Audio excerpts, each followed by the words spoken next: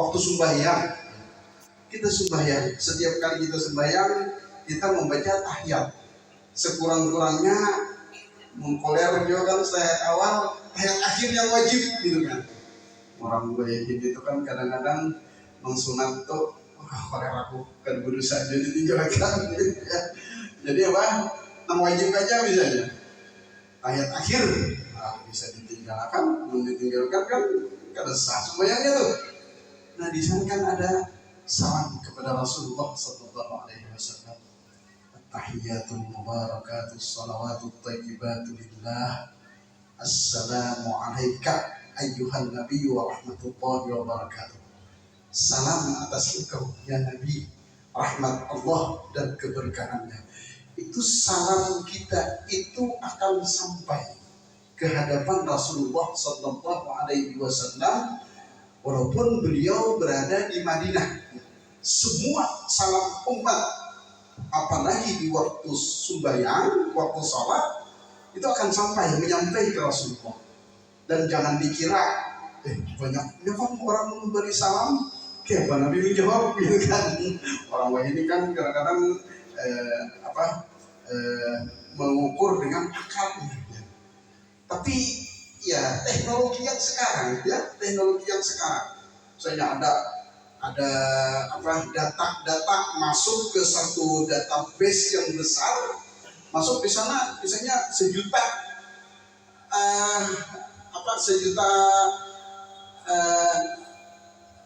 SMS misalnya, masuk ke dalam situ bisa sekaligus. Nah itu hanya alat di dunia.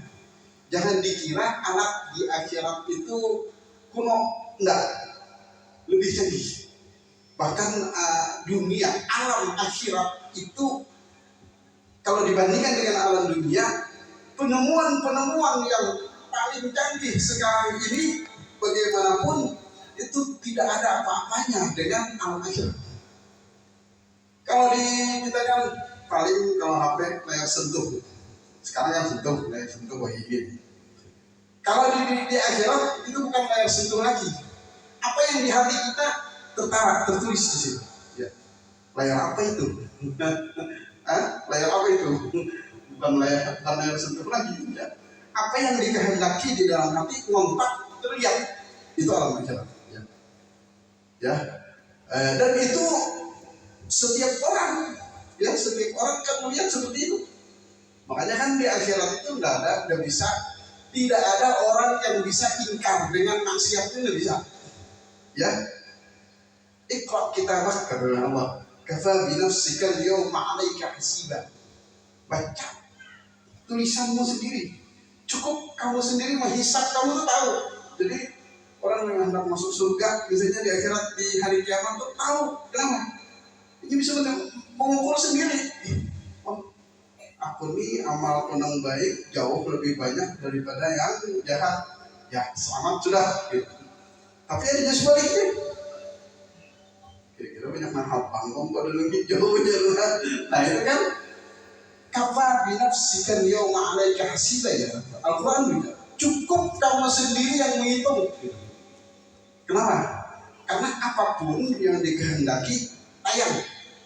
Jadi kalau hendak melihat tulisannya ada, hendak melihat manualnya yang tulisan malaikat yang sekarang ada datanya, hendak melihat tayangannya siap gitu kan. Di dalam Al-Quran berbicara, wa kullu insanin alzamnahu ta'irahu fi unuqi. Setiap manusia kami kalungkan datanya pada lehernya. Dulu sebelum kita mengenal komputer, ya kita hanya beriman bahwa catatan amalan pekerjaan kita di dunia itu sesuai dengan tuturan Al-Quran dikalungkan di leher. Wa kullu insanin alzamnahu ta'irahu fi unuqi. Tapi sekarang ini kan apa? Kayak memori yang kecil, memori yang berapa giga gitu kan? Itu kan kalau kita buka datanya berapa banyak gitu kan? Nah, mirip seperti itulah yang dikalungkan di dalam di leher setiap orang di hari kiamat. Jadi kalau hendak melihat, aku hendak melihat gawianku misalnya malam Senin di kolam kiri, apa yang gue gawi? Kelihatan dari alat itu langsung. Dosa dimasukkan di dalam komputernya lagi tidak terlihat. Dari mana? Dari data yang disimpan oleh malaikat, nantinya dikalungkan setiap manusia. Itu kecanggihan akhirat. Jangan dikira akhirat itu orang masuk ke kubur udah bisa apa-apa lagi. Itu orang yang di penjara itu ya. Kalau orang yang di penjara mungkin bisa tahu orang lain. Tapi kalau Rasulullah, alam yang didatangi Rasulullah ke alam barzakh itu lebih canggih dan lebih enak daripada yang sekarang ya, dari dunia ini. Makanya kan kalau orang saleh, orang wali meninggal, tidak ada yang anak publik ke dunia itu, tidak ada. Memang ada nyaman dia di dunia ini ya, nyaman di akhirat. Kita aja kita belum tahu. Kalau kita ini kan karena orang Banjar itu ambung giting, ambung giting. Kadang-kadang bisa tengkolok, terbuka bisa kan. Nah itu kan itu kan masih ragu. Kalau ditanya, kamu siap enggak? Siap enggak meninggal nanti? Aku ini belum siap jangan gitu kan. Banyak negara siap. Nah, tapi kalau orang yang saleh, orang yang dekat kepada Allah, apalagi Rasulullah Sallallahu Alaihi Wasallam, itu di alam barzakh itu jauh lebih agung, jauh lebih mulia, jauh lebih nikmat daripada alam dunia. Makanya kan ketika baginda Rasulullah mau meninggal dunia, terlihat gitu kan, Rasulullah itu sakit gitu kan. Kata Siti Fatimah apa? Kasiannya Abah ini ya sakit lah. Kata Rasulullah apa? Tidak ada lagi sakit setelah hari ini bagi Abahmu. Setelah hari ini tidak ada lagi sakit, kata Rasulullah. Aku akan masuk ke alam akhirat. Itu apa? Rasulullah SAW. Nah setelah itu setengah daripada khususiyat keistimewaan baginda Rasulullah SAW, beliau itu dihubungkan dengan umat. Dan ada waktu-waktu yang hubungan itu kuat. Ya kalau kita memakai HP, kan kadang-kadang ada kalau sinyal turun naik gitu. Nah waktu yang paling kuat sinyalnya itu adalah waktu kita sembahyang, kita memberi salam kepada Rasulullah SAW. Assalamualaikum ayyuhan nabiyyu wa rahmatullahi wa barakatuh. Itu termasuk hubungan yang paling kuat bagi kita dengan baginda Rasulullah Sallallahu Alaihi Wasallam. Makanya apa? Kita rasakan ya. Kita rasakan waktu kita membaca Assalamualaikum ayyuhan nabiyyu wa rahmatullahi wa barakatuh, kita itu memberi salam kepada Rasulullah dan salam itu sampai ke Rasulullah, dan itu pasti ya. Bahkan sebagian orang yang memang orang wali ya, Sayyidi Ahmad Al-Badawi gitu, yang salawat sidin itu kan yang diamalkan dulu sekumpul gitu. Pengarang salawat yang diamalkan dulu sekumpul itu apa? Sayyid Ahmad Al-Badawi, orang di Mesir ya.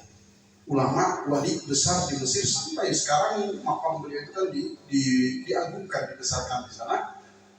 Beliau itu waktu beliau hidup, setiap beliau membaca Assalamualaikum ayyuhan nabiyyu wa rahmatullahi wa barakatuh, beliau itu selalu mendengar jawaban Rasulullah SAW kepada Sidin.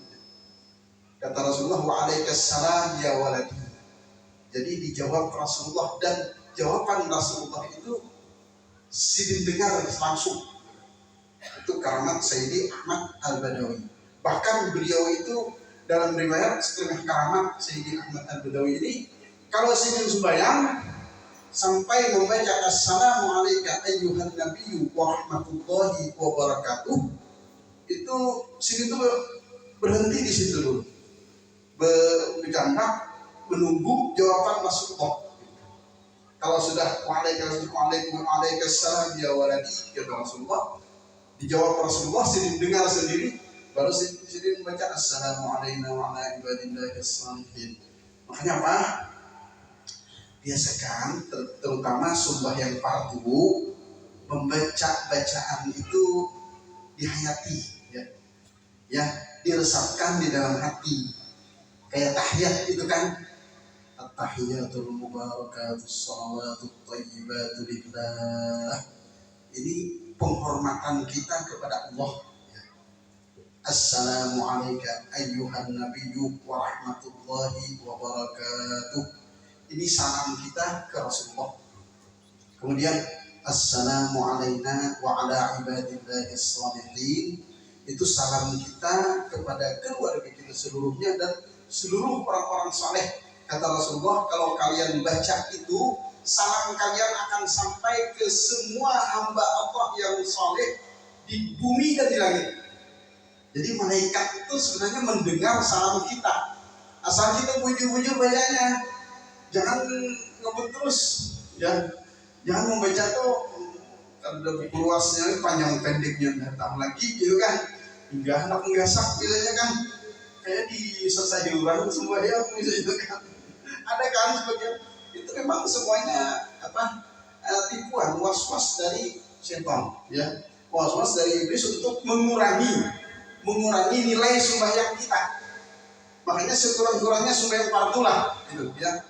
Kan biasanya kalau sembahyang sunat itu hendak kependekan aja, baca cepatan aja, gitu kan. Ya sekurang-kurangnya sembahyang fardu itu dirasakan bacaan itu.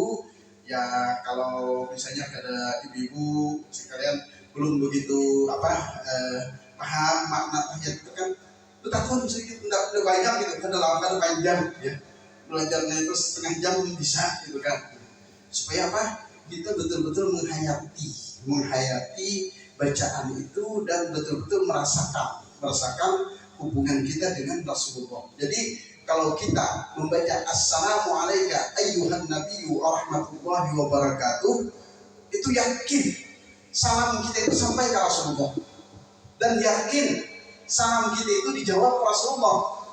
Tapi ya karena kita itu didinding oleh Allah, karena alam kita ini alam dunia dengan alam barzakh ada pembatas. Nah, tapi kalau orang yang hatinya bersih, karena pembatasnya hilang, tidak ada lagi. Ada dinding horden di sini, bisa dibuka gitu kan, dibuka. Nah, itu orang yang hubungannya langsung dengan Rasulullah. Tapi kita gimana? Ya kita rasakan lah, kita ingatkan, kita rasakan bahwa kita ini memberi salam kepada Rasulullah Sallallahu Alaihi Wasallam. Jangan sampai diomelin Rasulullah, jangan sampai digerunung Rasulullah. Ini membaca salam barang aja loh aku. Jadi jangan sampai ya Pak, membacanya assalamualaikum. Apa bacaannya pada buku luas misalnya? Yang bujur-bujur bacaannya assalamualaikum ayyuhan nabiyyu wa rahmatullahi wa barakatuh. Itu kan? Itu memperkuat hubungan kita dengan sosok baginda Rasulullah Sallallahu Alaihi Wasallam, walaupun Rasulullah sudah meninggal dunia. Ya, itu adalah salah satu khususiyat, salah satu keistimewaan kita umat Rasulullah dengan Rasulullahnya. Umat terdahulu tidak ada itu. Kalau nabinya meninggal selesai, tidak ada lagi hubungan. Makanya kan kalau di zaman Bani Israel, ketika Nabi Musa meninggal, ada penerusnya, Nabi lagi. Nabi itulah yang meneruskan ajaran Nabi Musa. Dan dengan mereka lah umat Bani Israel berpegang. Dan Nabi Musa sudah meninggal, dan urusan lagi mereka dengan Nabi ini. Meninggal yang ini sampai Nabi yang lain lagi. Makanya kan disebutkan, diriwayatkan bahwa jumlah para nabi-nabi yang diutus Allah itu adalah 125.000 orang, separuhnya di Bani Israel. Jadi Bani Israel kan, keturunan Israel itu kan Nabi Yakub. Itu nama Israel itu nama Nabi gelar Nabi Yakub. Jadi di keturunan Nabi Yakub itu separuh daripada 125.000 itu. Kenapa? Karena berkelanjutan. Ini meninggal Nabi, ada lagi yang diutus oleh Allah untuk meneruskan ajaran Taurat. Meninggal ada lagi. Kenapa? Setelah meninggal tidak ada lagi hubungan. Makanya orang-orang dulu kan tidak disyariatkan mereka untuk ziarah ke kubur Nabi mereka. Makanya kan tidak yakin lagi. Tapi kalau di zaman kita ini Rasulullah memang disuruh oleh Rasulullah ziarah ke kuburan-kuburan para ulama salihin itu memang ya. Apalagi kalau ke makam Rasulullah Sallallahu Alaihi Wasallam. Karena apa? Hubungan antara kita yang hidup di alam dunia dengan Rasulullah yang sudah berada di alam barzakh itu tidak terputus, ya, tidak terputus sampai di dalam ibadah kita yang paling utama sembahyang 5 waktu tetap ada hubungan dengan Rasulullah Sallallahu Alaihi Wasallam. Begitu juga ya di sini kita biasa membaca maulid, membaca samtuturor, ada yang membaca berjanji, ada yang membaca dibai, semuanya bagus ya. Ya Abang Haji ini kan kita tahu di Makkah dari kan dulu orang baca maulid habsi ada, maulid dibai ada, maulid berjanji ada. Yang penting apa? Maulidnya dibaca dan diingat sosok baginda Rasulullah SAW. Semuanya itu kisah baginda Rasulullah SAW yang akan memperkuat hubungan kita dengan Rasulullah SAW. Makanya terutama kita orang Banjar yang memang punya sanad, ya kita semua banyak kan yang punya sanad sudah di dalam maulid Samtuturar ini. Alangkah baiknya kalau tidak bisa sekali setahun itu baca semuanya, ya. Rawihnya itu semuanya baca. Itu yang bagus, tanggal 12 Rabiul Awal lah, tanggal kelahiran Rasulullah Sallallahu Alaihi Wasallam. Itu ibu-ibu misalnya ada yang membaca terbiasa membaca maulid, ya sekali seminggu kah. Nah, itu usahakan dalam 1 tahun itu ada membaca maulid itu yang habis semuanya. Rawihnya itu semuanya dibaca. Terus kada perlu yang terpanjangnya dosa dulu karena untuk jangan terlalu panjang kan. Jadi kalau Samsul Durar ini kan dari salawatnya kan 2, ya Rabbi sholli ala Muhammad. Ada 2 kan, 2 yang yang kumpulan 1 ya Rabbi sholli ala Muhammad. Tapi yang pertama kan yang kedua kan asyrafil badri fi qauli asyraf. Itu yang pertama baca itu situ, baca. Yang kedua baca, kemudian rawihnya baca sampai berdiri. Setelah duduk, ada lagi rawihnya kan, wahina baraza itu. Baca seluruhnya sampai walaupun itu sholat, sampai doanya. Biasanya kalau kita di pondok di Balikpapan, Katib, itu kita membaca tanggal 12 Rabiul Awal imbas subuh. Kenapa? Kalau imbas subuh, guru-guru ini kadang-kadang ceramah keluar. Jadi supaya terkumpul guru-guru dan alumni yang tua sudah kan berkumpul, itu baca. Tapi spesial satu dolarnya aja, tidak ada kesedihan yang lain tidak ada. Itu mengambil berkah dari maulid yang kita baca itu bagus. Ya, sekurang-kurangnya sekali setahun kita baca seluruhnya. Kalau ibu misalnya ada baca seperti itu. Ya, ini mungkin secara umum urut ijazahkan lah. Urut ada ijazah. Kalau Samtuturar ini dari guru kita, Guru Ahmad Syarwani, Kiai Ahmad Syarwani Zuhri. Kemudian beliau meriwayatkan dari Habib Anis di Solo. Habib Anis langsung meriwayatkan dari kakek beliau, Habib Ali bin Muhammad Al-Habsyi. Jadi sanadnya adalah guru dari Guru Syarwani dari Habib Anis langsung dari pengarangnya. Itu sanadnya. Pendek gitu kan, langsung. Jadi secara umum sudah kita ijazahkan lah yang ini dengan sanad itu ya, supaya lebih berkah lah misalkan. Mudah-mudahan ke depan ada waktu misalnya kita membaca seluruhnya, dibaca, diriwayatkan dulu guru mengambil ijazah ini kan diriwayatkan, dibaca seluruhnya dengan Abuya Salami ya, Kiai Salami Sanaduri itu Samtuturar. Itu salah satu maulid yang memang kelihatan keberkahannya, dan karena kita terbiasa yang membaca ini perlu itu. Caranya sekurang-kurangnya sekali setahun baca semuanya ya. Itu yang bagus itu tanggal 12 Rabiul Awal. Itu adalah salah satu daripada penguat hubungan kita dengan baginda Rasulullah Sallallahu Alaihi Wasallam. Bapak-bapak, ibu-ibu Ibu, para hadirin hadirat yang saya hormati, juga yang sangat memperkuat hubungan kita dengan baginda Rasulullah Sallallahu Alaihi Wasallam adalah memperbanyak salawat kepada Rasulullah Sallallahu Alaihi Wasallam. Jadi kalau orang banyak salawatnya kepada Rasulullah, hidupnya itu berkah. Apalagi musim-musim yang kayak ini kan, orang banyak perumahan rusak, usaha kurang menurun karena ya masalah rezeki. Ya, tapi insya Allah, makanya itu salah satu amalan baguslah diamalkan, berbanyak membaca salawat kepada Rasulullah SAW. Insya Allah dengan berkat Rasulullah ada aja, ya ada jalan rezeki itu yang dibukakan oleh Allah Subhanahu Wa Taala. Selain memang itu ibadah yang akan kita dapatkan pahalanya nanti di akhirat. Ya.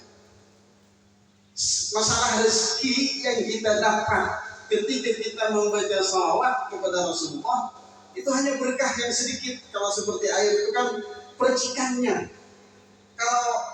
Kalau pahala upah yang asli itu di akhirat, ya, tidak ada taraknya, tidak bisa di amalan itu, ibadah itu tidak bisa dibalas di dunia ini, sedikit dunia ini. Ya. Orang misalnya beramal sugih kaya, itu sedikit hanya keberkahan daripada amalan itu. Kalau balasan hakikinya di akhirat, karena nggak bisa membalas pahala ibadah itu di dunia ini cukup. Orang itu dijadikan Allah mewah, sugih benar, seumuran dengan sekali sembahyang aja kada cukup, tidak cukup. Makanya kan jangan berpikir hati. Kadang-kadang ada kan orang dulunya sembahyangnya jarang, beribadah malas, tapi rezekinya banyak bisa juga. Tahu-tahu ini sembahyang rajin, beribadah rajin, rezekinya kurang. Nah itu jangan sampai ditipu oleh siapa, ya. Jangan sampai ditipu oleh siapa. Kenapa aku kayak ini? Gitu kan? Aku rajin ibadah, tahu-tahu rezekiku menurun misalnya. Rezeki itu dunia, ya, itu bukan balasan dari ibadah. Ibadah itu balasannya di akhirat.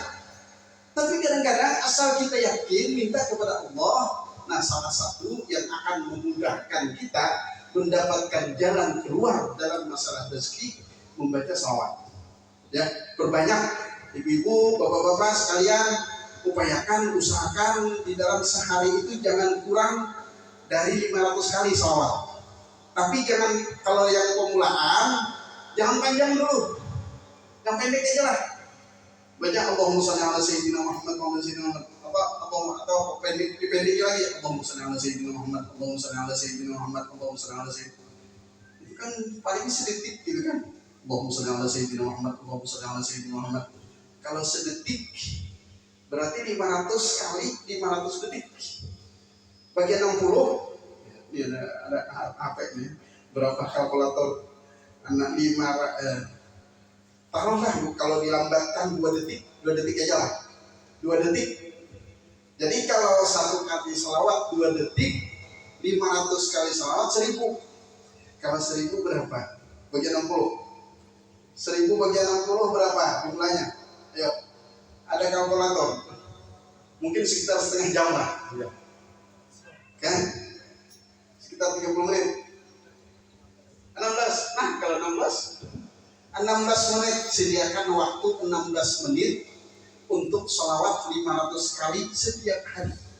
Untuk memperkuat hubungan kita dengan Rasulullah, yakin, karena memang ada dari ajaran hadis dari baginda Rasulullah Sallallahu Alaihi Wasallam. Rasulullah bersabda, "Man shalla alayya 500 marratin fi kulli yawmin lam tamassahu faqrun abada."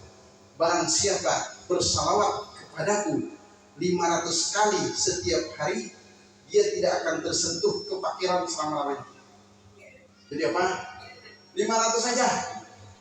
Jangan baca salawat nariyah, salawat kamilah, karena mulai ya.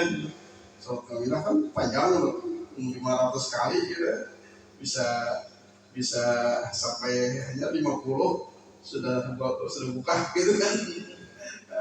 Jadi yang pendek aja, Allahumma shalli ala sayyidina Muhammad, Allahumma shalli ala sayyidina Muhammad. Itu aja dulu lah kalau yang pemula. Tapi kalau yang ibu bapak-bapak sudah sering membaca, rancang membacanya, ya yang panjang bagus saja lah, yang terpanjang sedikit. Salawat ummi kah, Allahumma shalli ala sayyidina Muhammadin nabiyil ummi wa ala alihi wa sahbihi wa barik wa sallim. Allahumma shalli ala sayyidina Muhammadin nabiyil ummi wa ala alihi wa sahbihi wa barik wa sallim. Itu salawat ummi. Itu termasuk salawat yang memang punya keberkahan tersendiri ya. Mungkin kalau memang ada yang minta salawat itu nanti guru tuliskan, di-share nanti ya, di-share nanti insya Allah kemana ke ada yang kita kenal nanti disebarkan. Ini kan bisa aja lewat HP gitu. Itu salawat ummi bagus itu untuk diamalkan setiap hari 500 kali. Nah kalau sanggup, kalau udah sanggup yang tadi aja lah. Allahumma shalli ala sayyidina Muhammad, Allahumma shalli ala sayyidina Muhammad, Allahumma shalli ala sayyidina Muhammad. Kalau ada panjang sedikit, Allahumma shalli ala sayyidina Muhammadin nabiyil ummi wa ala alihi wa sahbihi wa barik wa sallim. Allahumma shalli ala sayyidina Muhammadin nabiyil ummi wa ala alihi wa sahbihi wa barik wa sallim. Itu salawat ummi ya. Insyaallah nanti mudah-mudahan siapa tahu ada yang berminat untuk mengamalkannya ya, kita ijazahkan ya. Karena ulun tuliskan karena sama teman-teman yang ada nomornya, ulun foto, ulun kirim, nanti dikirim ini semuanya, silakan aja untuk mengamalkan, yaitu salawat kepada Rasulullah Sallallahu Alaihi Wasallam. Bapak-bapak, ibu-ibu, para hadirin hadirat yang saya hormati, itu salah satu penguat daripada hubungan kita dengan baginda Rasulullah Sallallahu Alaihi Wasallam, memperbanyak salawat dan salam kepada baginda Rasulullah Sallallahu Alaihi Wasallam. Salawat itu asal bujur bacaannya aja ya sudah lumayan ya. Apalagi kalau kita rasakan dan ini juga termasuk hubungan kita dengan Rasulullah sebenarnya, karena Rasulullah kan bersabda, haitsuma kuntum fasallu alayya fa inna salatakum tablughuni. Dimanapun kamu berada, maka bersalawatlah kepadaku, maka sesungguhnya salawat kalian akan sampai kepadaku, kata Rasulullah.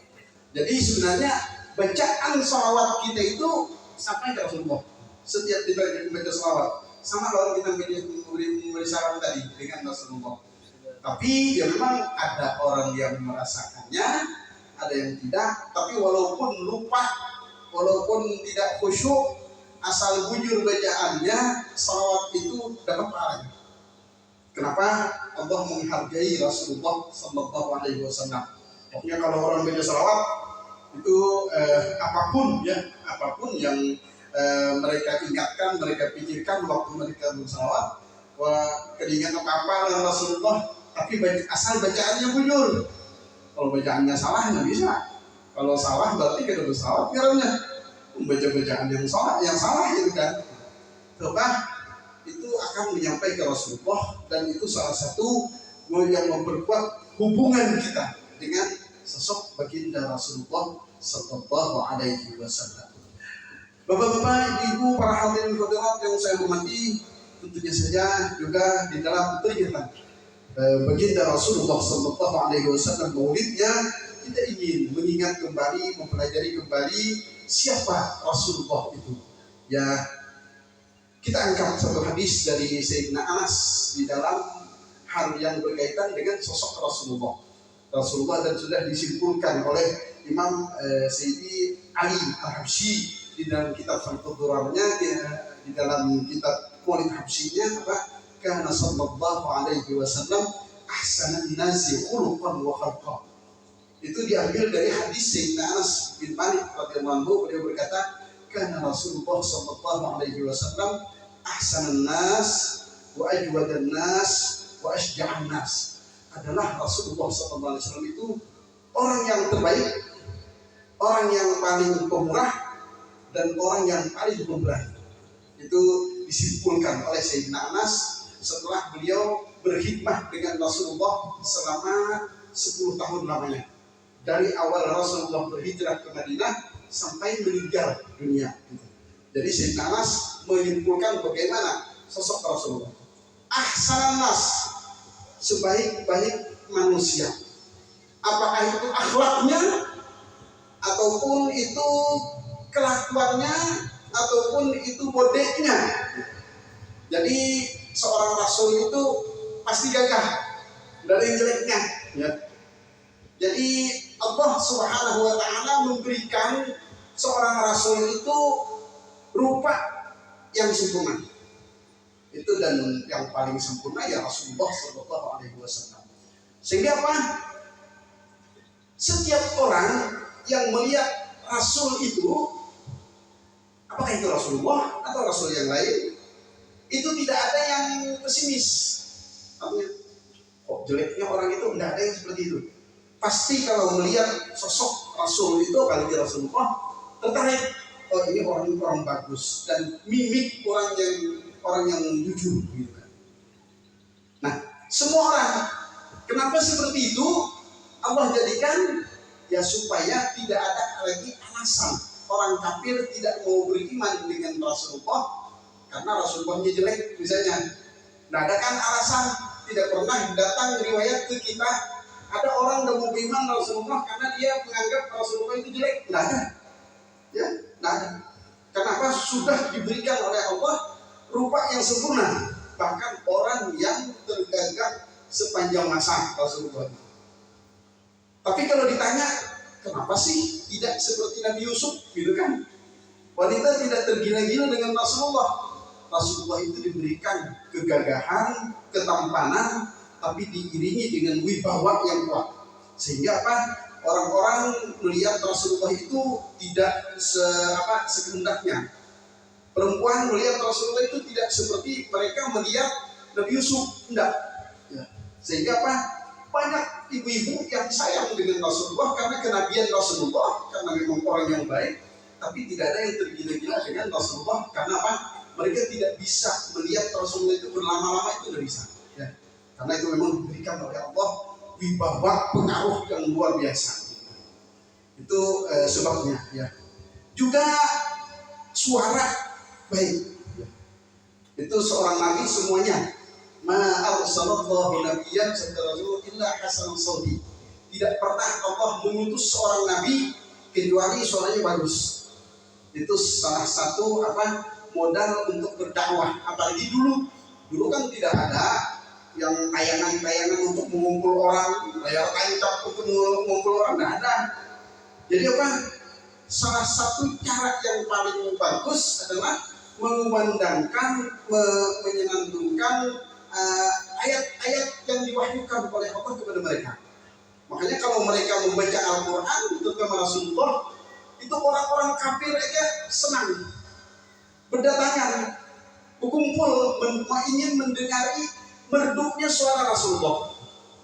Itu pernah terjadi, ya, di waktu Rasulullah di Makkah. Rasulullah itu kan, dan semua Rasul-Rasul memang selalu mereka tahajud malam.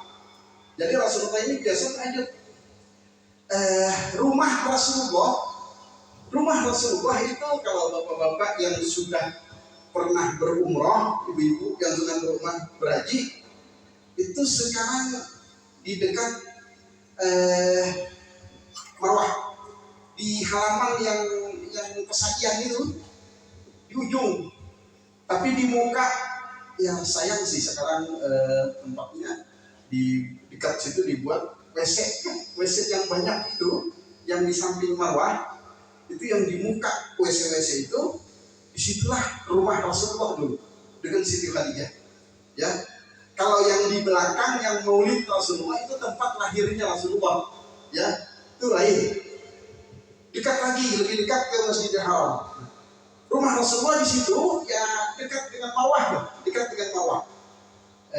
antara Safa dan Marwah, di halaman yang terbuka sekarang itu, tapi di ujung mendekati Marwah. Dan di sana di dekat Safa itu rumah Abu Jahal. Jadi tidak jauh rumahnya Abu Jahal dengan rumahnya Rasulullah, ini tidak jauh. Jadi Abu Jahal ini setiap hari kan memusuhi Rasulullah, selalu menghimbau orang Quraisy untuk menyakiti Rasulullah. Tapi tiap malam dia duduk di rumah Rasulullah, mendengari bacaan Rasulullah. Rasulullah membaca Quran, Rasulullah sembahyang malam, datang duduk di samping. Tapi nggak mau ngomong dia sama orang-orang Quraisy, nggak pernah berpisah. Tapi apa ketahuannya itu siapa? Abu Sufyan. Abu Sufyan ini kan dulunya juga orang yang termasuk pemimpin Quraisy yang memusuhi Rasulullah. Bahkan setelah matinya Abu Jahal, mati kafir, Abu Jahal, Umayyah bin Khalaf mati kafir, orang-orang yang pembesar Quraisy itu mati kafir di perang Badar, tinggal Abu Sufyan. Abu Sufyan inilah yang memimpin orang Quraisy di dalam memerangi Rasulullah, gitu kan. Tapi akhirnya masuk Islam, jadi ya akhirnya dapat hidayah. Nah, setelah beliau dapat hidayah masuk Islam, baru beliau berkisah berhari kata Abu Sufyan apa? Abu Jahal itu sebenarnya hampir tiap malam duduk di samping rumah Rasulullah. Dan aku pun hampir tiap malam juga, kata Abu Sufyan, walaupun aku masih kafir dulu, aku hampir tiap malam duduk di samping rumah Muhammad itu karena senang, enak, nyaman mendengar sidin ngaji itu, baca Quran waktu tahajud gitu. Jadi kan pada satu malam Abu Sufyan ini ketubruk sama orang karena gelap kan, gelap. Jadi tertabrak, terujuk. Jadi siapa ini? Jadi jalan Abu Sufyan, siapa kamu? Jadi kan sekongnya pulang, ikan dia siapa? Gitu kan. Jadi jalan Abu Sufyan, aku Abu Sufyan. Wajar Abu Jahal. Abu Jahal itu kan di kalangan orang Quraisy digelari Abu Hakam. Aku Abu Hakam. Ikan kata Abu Sufyan. Ya, ngapain Sufyan sini? Kata kan lebih senior nih Abu Jahal dari Abu Sufyan. Ikan juga apa sini? Kata Abu Jahal. Jadi kata Abu Sufyan, ulun ini senang dengan Muhammad ini, nak baca kitabnya itu senang, enak suaranya gitu kan. Jadi kata Abu Jahal, aku gitu juga. Aku senang dengar suaranya Muhammad dan bacaan itu enak gitu kan. Jadi aku duduk, jadi kedua-duanya. Jadi berdialog nih dua nih, Abu Jahal dengan Abu Sufyan pandiran. Kata Abu Sufyan, menurut Sufyan kan Abu Jahal lebih tua nih daripada Abu Sufyan. Muhammad di bujurna Nabi gitu kan. Ini kita berdua aja kan Abu Jahal. Kata Abu Jahal, menurut aku sih bujur ini Muhammad Nabi gitu kan. Jadi kata Abu Sufyan kan, kenapa kan beriman? Memudahkan bujur Muhammad yang beriman kenapa? Kata Abu Jahal, gengsi. Aku kan beriman itu karena gengsi. Jadi apa sih gengsi-gengsian? Misalnya Abu Sufyan kalau orang bujur kan kita ikutilah. Enggak, kata Abu Jahal, mau kok. Kita kan kata Abu Jahal, kita di kalangan orang Quraisy sama-sama Quraisy.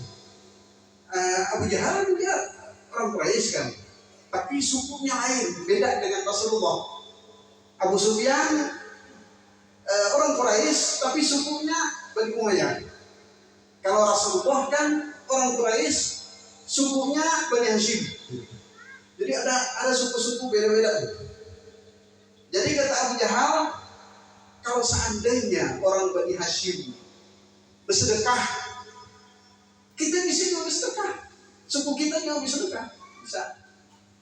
Kalau orang Bani Hashim mengorbitkan satu orang panglima yang ahli di dalam peperangan, kita juga bisa.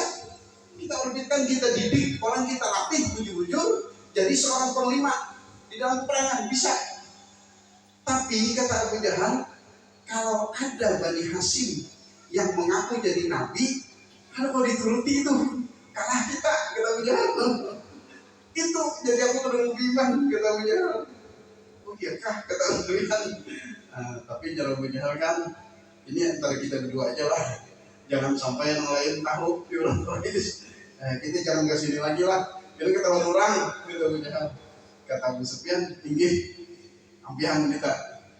Sekalinya begitu kan sudah bubar berikan sudah. Kamu beli, aku beli juga, kata Abu Jahal. Setelah itu malam esok, sekalinya tetangga lagi, gitu kan. Ujar Pian, paham ujar Abu Sufyan, Pian kan datang lagi ke sini. Iya memang aku berencana akan datang lagi Pak, cuma kedatangan aku mendengar lagi ke sini. Tapi akhirnya ya itulah, akhirnya Abu Jahal mati kafir, Abu Sufyan walaupun memusuhi Rasulullah akhirnya dapat hidayah masuk Islam, menjadi sahabat Rasulullah, dan beliaulah yang membeberkan rahasia ini setelah beliau masuk Islam. Ini menunjukkan Pak, bahwa Rasulullah itu diberikan oleh Allah bahkan suara yang baik memang. Jadi apa? Itu juga salah satu yang menarik orang untuk beriman dengan Rasulullah SAW. Jadi waktu itu kan tidak sedikit orang-orang kafir itu datang menghadap ke Rasulullah, dibacakan Rasulullah ayat Quran beberapa ayat, langsung beriman. Karena mereka kan memang tahu bagaimana sastra bahasa Arab bagus sekali ini Al-Quran, dan suara yang membaca itu juga bagus gitu kan. Makanya kalau kita membaca Al-Quran itu kan ya salah satu mukjizat Al-Quran ya. Kalau bacaannya betul, bacaannya jujur, walaupun suaranya jelek masih enak didengar. Terlebih bagi orang yang mengerti Al-Quran ya. Kalau orang Arab misalnya halim besar, kita bacakan Al-Quran di hadapan masjid, bacaan kita bujur, tajwidnya pas, walaupun tidak bagus suara kita, orang senang. Tapi sebaliknya kalau baca Al-Quran ini tajwidnya jelek, walaupun suaranya bagus, orang kan begitu. Ya, kecuali orang yang tidak tahu di Quran, bagus banget harus itu ngaji biar tinggi banget harus itu langkat, sekalinya panjang dipendekkan, dipendekkan, tajwidnya salah gitu kan. Tapi apa? Kalau ada orang yang tajwidnya bagus, suaranya bagus, itulah ya karakter Rasulullah SAW. Itu orang yang terbaik, rupanya yang terbaik, kemudian suaranya juga suara yang terbaik, bahkan lebih baik daripada Nabi Daud yang diberikan oleh Allah mukjizat suara yang sangat merdu. Itulah Rasulullah SAW. Ahsanan nas khuluqan wa khalqan, akhlaknya juga orang yang terbaik. Sehingga dengan akhlak yang baik inilah orang-orang beriman dengan Rasulullah SAW. Kemudian wa ajwadan nas, orang yang paling pemurah, paling pemberian. Rasulullah itu kalau diminta tidak pernah menolak ya, sampai habis. Sering tuh sahabat yang ada yang usil gitu kan, sedikit-sedikit minta, kasih, tetap besok minta lagi, kasih lagi, sampai habis. Kata Rasulullah, itu Hizam bin Hakim ya, seorang sahabat. Jadi Sidin ini di awal Islam, Sidin ini selalu minta dengan Rasulullah, tapi dengan Rasulullah itu minta. Jadi sedikit-sedikit minta, sedikit-sedikit minta. Habis itu kan Hizam, Hakim bin Hizam. Hakim kata Rasulullah, ikam minta dengan aku apapun yang kamu minta, selama itu barangnya ada, aku kasih. Tetapi kata Rasulullah, kalau ikam tahan menahan diri tidak minta, itu lebih afdal, lebih bagus. Makanya apa? Di dalam ajaran Islam ya, jangan bangga kita itu minta diberi, minta lagi diberi orang terus. Pokoknya kalau kita minta diberi orang, itu tidak perlu dibanggakan karena bagus banget itu. Yang bagus itu adalah yang istimewa kalau kita berhajat, perlu. Kemudian kalau kita minta diberi, tapi kita tahan dari minta, itu yang bagus ya. Itulah akhlak Rasulullah ya.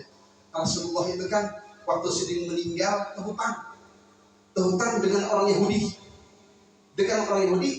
Kenapa? Nukar sembako, nukar gandum, gasan keperluan rumah.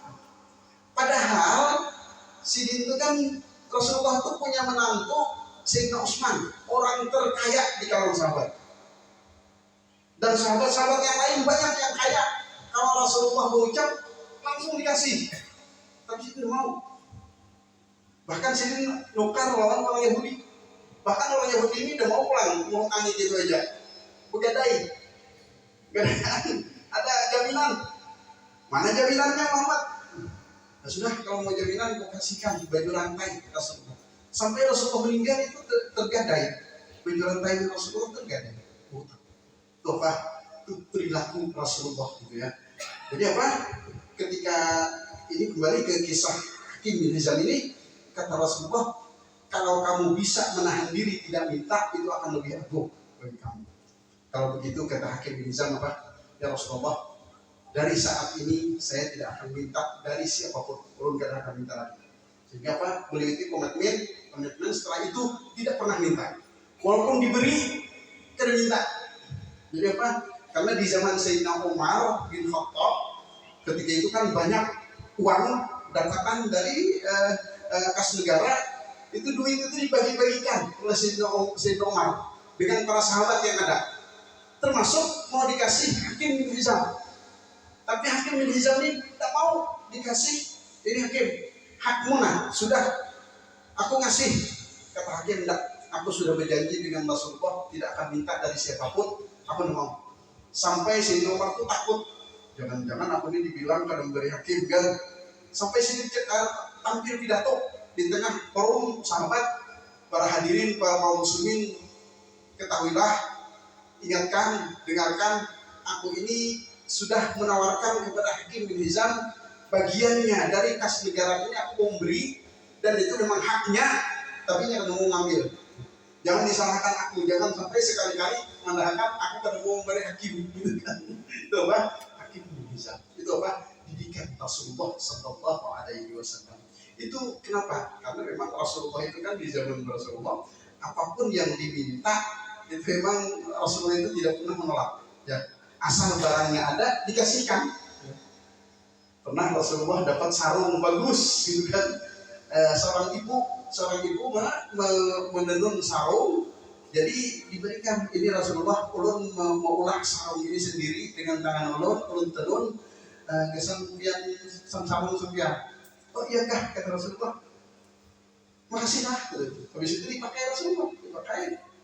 Jadi ada sahabat lihat bagusnya Rasulullah, mintanya pengulun. Yang sahabat, seorang sahabat, kata Rasulullah, siap, kenapa bagaimana? Jadi setelah selesai majelis ke rumah, terus hari ini dikasih gitu, dikasih sarung yang muslim pakai tadi yang baru. Jadi jangan sahabat yang lain keterlaluan nikam tuh. Tahu aja Rasulullah tuh kalau diminta sih diberikan. Ya Rasulullah juga parulon sarung itu, kenapa ikan ambil gitu kan? Jadi di sini apa? Aku minta sarung Rasulullah ini sebenarnya bukan untuk aku pakai. Ini aku hendak menjadi kapanku ketika aku meninggal nantinya. Memang betul. Itu Abdurrahman bin Auf, sahabat Rasulullah, ketika sedih meninggal ya sarung Rasulullah itulah yang jadi kapan sedih memang. Itu apa? Itu orang yang mengambil berkah sebenarnya dengan Rasulullah. Tapi itulah gambaran akhlaknya Rasulullah, kemurahan Rasulullah SAW. Kemudian yang terakhir wa asyja'an nas, orang yang paling pemberani. Ya, Rasulullah itu diberikan oleh Allah keberanian yang sempurna, tetapi keberanian Rasulullah itu tertutup dengan kelembutan, ya, dengan kelembutan perilaku Rasulullah, sehingga kadang-kadang tertutup seolah-olah tidak ada sejarah yang mencatat tentang keberanian Rasulullah. Padahal Rasulullah itu orang yang paling berani, sudah, ya. Sampai Sayyidina Ali sendiri, ya. Sayyidina Ali mengaku, kata Sayyidina Ali apa? Kunna idza hamil waqis ittaqaina min Rasulillah sallallahu alaihi wasallam. Kami itu apabila perang itu berkecamuk sangat dahsyat, kami berlindung di belakang Rasulullah. Kata Sayyidina Ali, gitu kan. Itu Sayyidina Ali, ya. Bukan yang lain. Kalau yang lain yang malingnya di belakang, gitu kan. Jadi apa? Kalau di dalamnya waktu yang genting itu mereka sering berlindung di belakang Rasulullah, gitu kan. Itu menggambarkan keberanian Rasulullah Sallallahu Alaihi Wasallam. Itulah orang yang kita peringati maulidnya di malam ini. Rasulullah, sosok baginda Rasulullah Sallallahu Alaihi Wasallam. Dan juga berkaitan dengan amalan ya setelah kewajiban sehari-hari, juga penting yang disuruh oleh Rasulullah mengamalkan membaca surah Al-Waqiah setiap malam ya, itu penting terutama di masa-masa yang seperti ini ya. Mudah-mudahan dengan berkat surah Al-Waqiah itu ekonomi kita tidak terlalu susah. Kenapa? Bagaimanapun kalau kita itu terhimpit ekonomi, kadang-kadang ibadah pun terganggu, yaitu ibadah pun terganggu. Itu yang ya kita tuh tidak ada juga sih ambisi yang besar yang tinggi sekali jadi orang kaya raya misalnya, tapi cukup hidup itu mudah, bisa beribadah, bisa beraktivitas, bisa mengongkosi anak-anak kita. Itu caranya salah satunya adalah amalan membaca surah Al-Waqiah setiap malam ya. Makanya ini pesan ya dari Rasulullah, bahkan dari Rasulullah SAW, barang siapa membaca surah Al-Waqiah setiap malam, kata Rasulullah, dia tidak akan tersentuh kefakiran selama-lamanya. Itu salah satu amalan ya, amalan bapak-bapak, ibu-ibu sekalian, terutama di waktu-waktu yang seperti ini, jangan ketinggalan membaca surah Al-Waqiah setiap malam, walaupun sekali ya, sekali. Kalau hendak banyak ya banyak juga ya, banyak bacaannya gitu kan.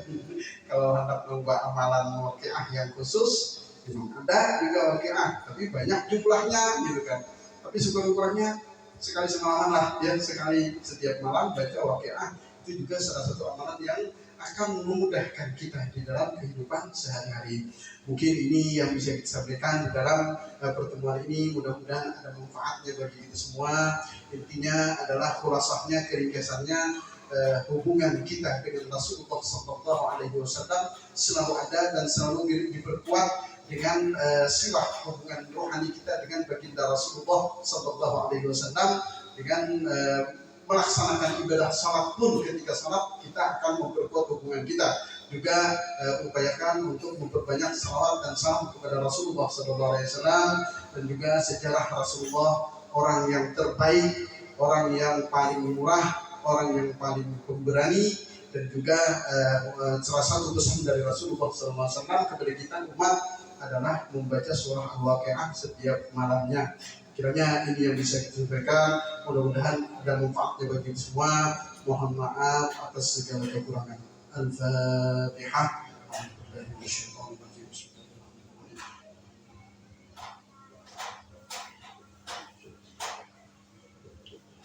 Amin amin amin. Bismillahirrahmanirrahim. Alhamdulillahirabbil alamin wassalatu wassalamu ala asyrofil anbiya'i wal mursalin sayyidina wa maulana Muhammadin wa ala alihi wa sahbihi ajma'in. Bismillahirrahmanirrahim. Allahumma anfa'na bima 'allamtana wa 'allimna ma yanfa'una wa zidna 'ilman tanfa'una bih.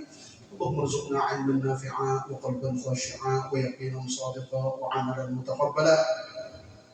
Allahumma inna nas'aluka salamatan fid din wa 'afiyatan fil jasad wa barakatan fil rizqi wa ziyadatan fil 'ilmi wa tawbatan qabla al-maut wa rahmatan 'inda al-maut wa maghfiratan ba'da al-maut wal 'afwa 'inda al-hisab wal fawza bil jannah wan najata minan nar. Allahumma arzuqna an-nazara ila wajhika al-karim bi rahmatika ya arhamar rahimin.